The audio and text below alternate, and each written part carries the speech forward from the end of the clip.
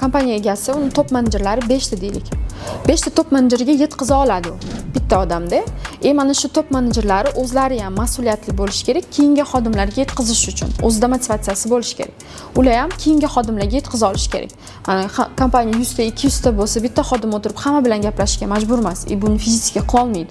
Har bitta bo'lim bilan ham gaplasha olmaydi. Masalan, men marketing bilan zo'r kelishim mumkin, sotuv bilan kelisha olmasligim mumkin, logistika bilan umuman kelisha olmasligim mumkin. Bu normalniy holat. Prosta bitta odam bilan kelisha olsam, o'sha odam keyingi odamlarning orasida tura olishi kerak.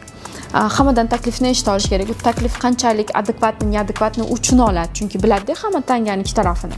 Ertaga masalan, men oldimga o'sha taklif bilan kelsa nima javob berishimni biladi ish beruvchi sifatida. U xodimni bu taklifni berayotgani qanchalik ertaga nimalarga olib keladi, nima rezultatga, rosa rezultat beradimi, yo'qmi?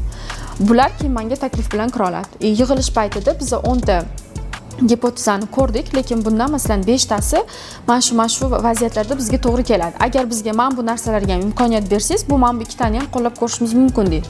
Agar ish beruvchiga siz qanaqadir taklif bilan va ichingizda mana shu qaysidir vazifaga javobgarlik bilan kelsangiz, u albatta sizga u eshiklarni ocha oladi.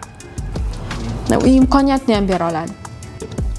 Agar sizning ham xodimlaringiz orasida shunday muammolar bo'ladigan bo'lsa, bunga kerakli materiallarni Telegram kanalimizga tashlab qo'yamiz. Telegram kanal havolasini olish uchun izohlarda Telegram so'zini qoldiring.